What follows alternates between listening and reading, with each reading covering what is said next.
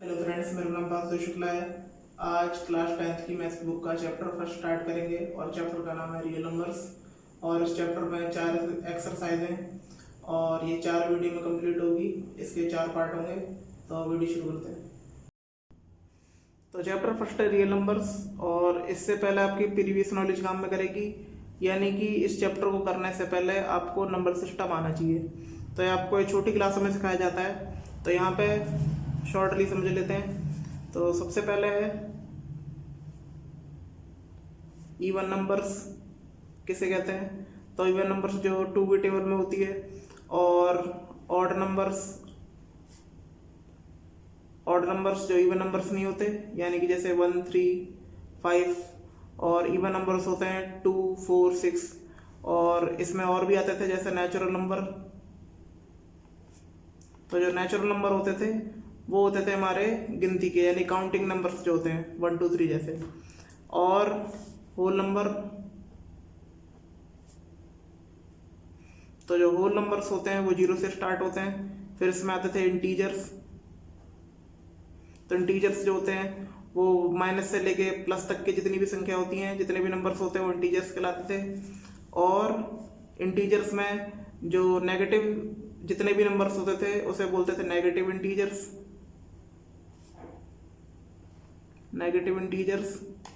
और जो प्लस वाली संख्या होती थी, प्लस वाले नंबर्स, उसे बोलते थे पॉजिटिव इंटीजर्स। और इसमें काफ़ी सारी संख्याएं हैं। अब जैसे प्राइम नंबर, तो हम प्राइम नंबर कैसे कहते हैं, यानी जिसके सिर्फ फैक्टर 2 हों और या तो वह 1 और अपनी टेबल से जाए। जैसे 1 है और 1 तो सबकी टेबल में आता है, और 2 हो गया 3 और 5 7 और 11। तो ये ऐसी संख्याएं हैं जो प्राइम नंबर्स होती हैं। 1 को हम काउंट नहीं करते प्राइम नंबर्स में, क्योंकि 1 तो सबकी टेबल में आता है। तो जैसी भी संख्या होती है प्राइम नंबर्स के सिर्फ 2 फैक्टर होते हैं। और कंपोजिट नंबर्स होते थे जिसके 3 फैक्टर होते थे। और इसके बाद आता है रेशनल नंबर। तो रेशनल नंबर आपने 9th क्लास में पढ़ रखा है। तो रेशनल नंबर जितने भी थे वो P अपॉन Q की फॉर्म में लिख सकते हैं। और जो इरेशनल नंबर होते थे, इरेशनल नंबर्स, वो P अपॉन Q की फॉर्म में नहीं लिख पाते थे। तो अब इसके बाद आता है लास्ट रियल नंबर्स। तो जितनी भी ये संख्या हमने पढ़ी हैं, जितने टाइप्स के नंबर्स जितने भी होते हैं, वो सब रियल नंबर्स के अंडर आते हैं। और रियल नंबर्स की जो डेफिनेशन होती है वो होती है समेशन ऑफ रेशनल नंबर और इरेशनल नंबर। यानी कि ऐसी कोई सी भी संख्या नहीं है जो रियल नंबर ना हो। और रियल नंबर जैसी भी संख्या होती है, जैसे √3 या 523, जैसी भी 0.02, कैसी भी कितनी भी प्रकार की संख्या हो, सब की सब रियल नंबर्स होती हैं। और यही इस चैप्टर का बेस है। तो ये जितने भी नंबर सिस्टम है ये मैं वीडियो के आगे दे दूंगा, तो उसमें से आप नोट कर लीजिएगा। और सेकंड है इसमें यूक्लिड डिवीजन लेमा। ये सिंपल डिवीजन थ्योरम है जो इसमें आती है। तो ये होता है आपका A = BQ + R। तो ये थ्योरम है और ये रिलेशन भी है, और इसे हम बोलते थे डिविडेंड। ये हमारा होता है डिवाइजर, और ये हमारा होता है क्वोशिएंट, और ये हमारा होता है रिमाइंडर। और जो रिमाइंडर होता है वो किन के बीच लाई करता है, यानी जो रिमाइंडर होता है वो इनके बीच लाई करता है, यानी कि 0 के बराबर हो सकता है और 0 से बड़ा भी हो सकता है, लेकिन ये हरदम डिवाइजर से छोटा आएगा।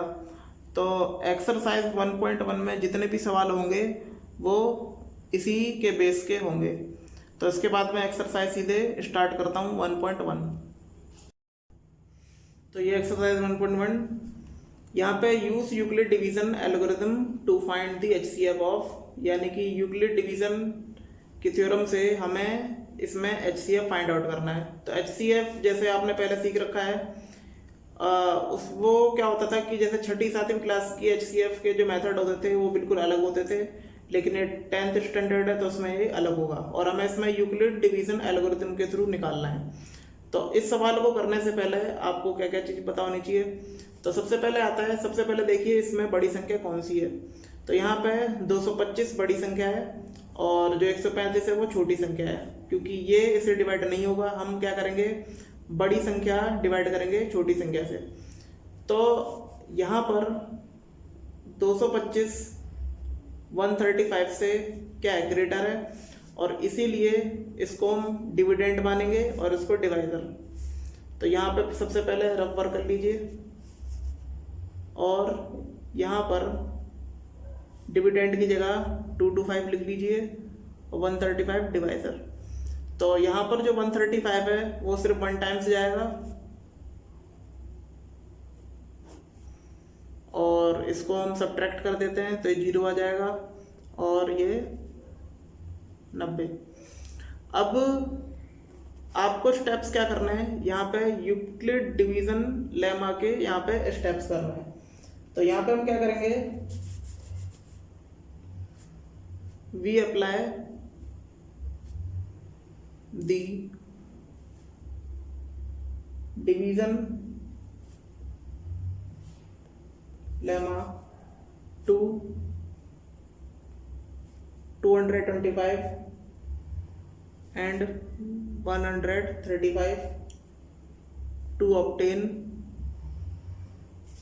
यानी कि यहाँ पे जो 225 है ये होता हमारा डिविडेंड और डिवाइजर है यहाँ पे 135 और जो क्यूशेंट है वो हमारा 1 है, तो इसलिए 1 लिख लेंगे और ये यहाँ पर रिमाइंडर 90 है। तो ये हमारा आ गया। अब यहाँ पर here remainder 90 does not equal to 0, यानी कि हमें जब तक इसको डिवाइड करते जाना है जब तक ये 0 के बराबर ना आ जाए। तो यहाँ पे हमें क्या करना पड़ेगा, we apply division lemma again. तो यहाँ पे हमें फिर से इसको अप्लाई करना पड़ेगा। तो यहाँ पे जो 135 है ये जिसका डिवाइजर था, अब यहाँ पे डिविडेंड हो जाएगा और जो 90 है वो 1 टाइम्स जाएगा और इसे सब्ट्रैक्ट कर लेते हैं तो 135 में से 90 जाएंगे तो 45 बचेंगे। तो यहाँ पर अब 45 आ गया, यानी कि 135 डिविडेंड है और जो यहाँ पर डिवाइजर है वो 90 है और जो यहाँ पे क्यूशेंट है वो 1 है और जो यहाँ पे रिमाइंडर है वो 45 है। तो यहाँ पर भी देखिए हेयर, यहाँ पर भी जो रिमाइंडर है वो 0 के बराबर नहीं आया है। Here remainder 45 does not equal to 0, so we apply division lemma again. तो यहाँ पर आपको फिर से अप्लाई करना पड़ेगा। तो यहाँ पे 90 जो 45 है वो आपके जाएगा 2 टाइम से, यानी कि 45 दूनी 90 और यहाँ पर देखिए रिमाइंडर 0 आ गया। तो जब ये रिमाइंडर 0 आ जाए तभी आपको क्या करना है, ये प्रोसेस स्टॉप कर देनी है। तो यहाँ पर जो डिविडेंड है वो 90 है और जो डिवाइजर है वो 45 है और जो क्यूशेंट है वो हमारा 2 है और जो यहाँ पर रिमाइंडर है वो अब हमारा 0 आ गया है। तो यहाँ पर 0 आने के बाद ये प्रोसेस अब स्टॉप हो गई है। तो यहाँ पर हम क्या करेंगे, the divisor at this stage is 45। तो यहाँ पर ये प्रोसेस करने के बाद जब रिमाइंडर 0 आ जाता है तो जो उसका डिवाइज़र होता है वो HCF होता है। तो यहाँ पर hence HCF of 225 and 135 is 45। तो यहाँ पर जो इसका HCF होगा वो हमारा 45 है। तो आपको इन्हीं स्टेप से ये क्वेश्चन करने हैं और इन स्टेप से क्वेश्चन करेंगे तब आपको पेपर में पूरे नंबर मिलेंगे।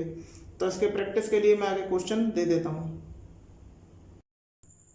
तो ये इसके आगे क्वेश्चन है जो दे भी रखे हैं NCERT में। तो ये आपको क्वेश्चन खुद करने हैं, प्रैक्टिस करनी है इनकी, और इनके आंसर मेरे कमेंट बॉक्स में डाल दीजिएगा। और इसके बाद नेक्स्ट क्वेश्चन करते हैं। तो ये 6S का नेक्स्ट क्वेश्चन।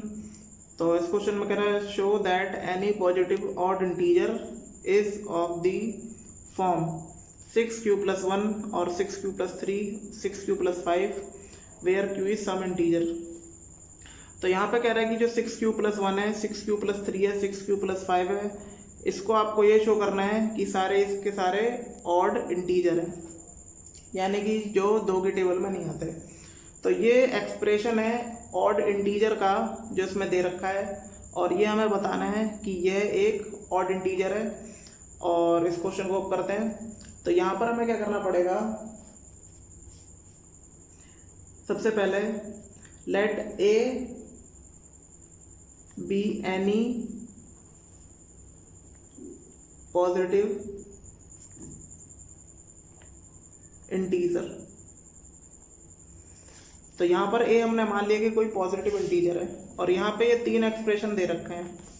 तो यहाँ पे हम एक एक्सप्रेशन लिख लेते हैं। तो यहाँ पर हमने मान लिया कि a = 6q+1। अब आपको क्या करना है, यूक्लिड डिवीजन लेमा यहाँ पे लगाना है। तो a = bq+r होता है। तो यहाँ पर कंपैरिजन करेंगे, comparing equation first and second, और यहाँ पे फर्स्ट और सेकंड को कंपेयर करने के बाद जो हमारी b की वैल्यू है वो हमारी 6 है, यानी जो q के बगल में b है तो यहाँ पे q के बगल में b होगा, तो b बराबर है, तो b बराबर यहाँ पे 6 वैल्यू आ जाती है। तो इसी प्रकार इसी थ्योरम में मैंने आगे बताया था कि जो r की वैल्यू होती है वो 0 से लेकर 0 के बराबर और b से छोटी होती है। तो यहाँ पर b की वैल्यू जो होगी वो हमारी 6 होगी, क्योंकि यहाँ पे b की वैल्यू 6 है, तो b की जगह हम 6 लिख लेंगे। तो जहाँ पे रिक्वायर्ड वैल्यू होंगी रिमाइंडर की, तो रिक्वायर्ड वैल्यू ऑफ r, यानी जो रिमाइंडर की वैल्यू होंगी वो होंगी 0 के बराबर और 0 के बराबर से लेके 6 से छोटी संख्या। तो यहाँ पे होंगी 0 और 1, 2, 3, 4 और 5, क्योंकि 6 से छोटी है। तो यहाँ पे हमारी ये वैल्यू आ गई। तो यहाँ पे अब इसको एक्सप्रेस करेंगे इस फॉर्म में यूक्लिड डिवीजन लेमा में। तो हेयर यहाँ पर r जब हम 0 के बराबर लेंगे तो क्या होगा, तो ये होगा हमारा a = 6q+0, यानी कि a = 6q, और हम 6q को क्या लिख सकते हैं, a = 2 × 3q, क्योंकि 2 3 या 6q जब भी वही बात आ जाएगी। तो ये यहाँ पर 2 के मल्टीपल है, और यहाँ पर आप इसको लिख भी सकते हो a = 2 × k1, और अगर हम r बराबर 1 लें तो यहाँ पर क्या होगा, तो a बराबर 6q+1, और इसमें कुछ भी कॉमन नहीं आएगा तो ऐसे ही रहेगा ये।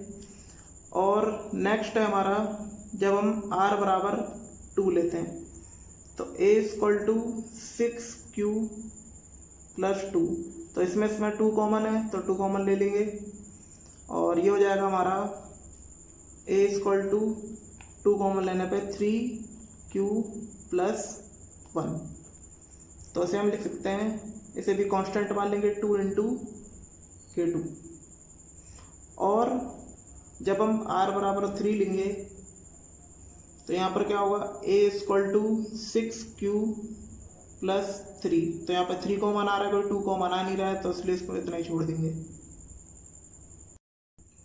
नेक्स्ट लेंगे R बराबर 4, तो यहाँ पे हो जाएगा A equal to 6Q plus 4।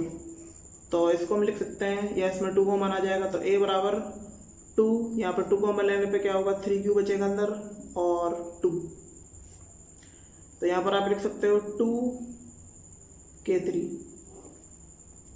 और जब R बराबर 5 लेंगे तो A बराबर 6Q प्लस 5, और इसमें कुछ भी कॉमन नहीं है तो इसको यहीं तक छोड़ देंगे। तो यहाँ पर हमें शो हो गया यहाँ पे hair A equal to 2K1 और A इक्वल टू 2K2 और A इक्वल टू 2K3। तो यहाँ पर आपने देख लिया होगा कि जितने भी ये जो नंबर्स थे जो मैंने यहाँ लिए थे उन सब में 2 का फैक्टर है, यानी कि all these numbers are even positive integer due to factor of 2, यानी 2 का फैक्टर है, इसलिए सबके सब क्या है, इवन नंबर है। और इसीलिए यहाँ पे पता चल जाता है, सो इसीलिए यहाँ पर क्या होगा कि 6Q प्लस 1, 6Q प्लस 3 और 6Q plus 5 are odd positive integers. यानी कि जब जितनी भी जब ऑड जो संख्या थी वो पता चल गई कि इनके जो रिमाइंडर है यहाँ पे 1, 3, 5 जो आ रहे हैं ये सबके सब क्या है, ऑड पॉजिटिव इंटीजर्स हैं। तो यहाँ पे क्वेश्चन समाप्त होता है। तो इसी एक्सरसाइज का नेक्स्ट क्वेश्चन है, an army contingent of 616 members is to march behind an army band of 32 members in a parade. यानी कि कह रहा है कि 616 मेंबर हैं जो आर्मी कंटिजेंट के हैं और वो 32 जो आर्मी बैंड वाले हैं उनके पीछे हैं, यानी आगे बैंड वाले हैं और पीछे आर्मी वाले हैं। और कह रहा था the two group are to march in the same members of column. यानी कि जो जितने भी आर्मी वाले हैं उनके नंबर ऑफ कॉलम सेम है और इसमें 2 ग्रुप हैं मार्चिंग के लिए। तो हमें बताना है कि जो बैंड वाले हैं उनके पीछे कितने मैक्सिमम नंबर ऑफ कॉलम होंगे जो मार्चिंग करेंगे। तो यहाँ पर आगे जो होंगे वो बैंड वाले हैं जो बैंड बजाते हैं, और पीछे जो होंगे वो उनके आर्मी वाले होंगे। तो इसमें हम बताएंगे कि कितने नंबर ऑफ कॉलम होंगे। तो आपको कुछ नहीं करना, आपको 616 और 32 इसका आपको क्या करना है, HCF निकालना है। तो इसमें जब आप HCF निकालोगे तो वो आपका होगा मैक्सिमम नंबर ऑफ कॉलम। तो ये बिल्कुल उसी मेथड से करना है जो मैंने क्वेश्चन नंबर 1 कराया था। तो कैसा लगा आपको इस चैप्टर का पार्ट फर्स्ट, कमेंट करके बताइएगा। अगर आपको वीडियो अच्छी लगी है तो प्लीज़ लाइक शेयर कमेंट करें। धन्यवाद।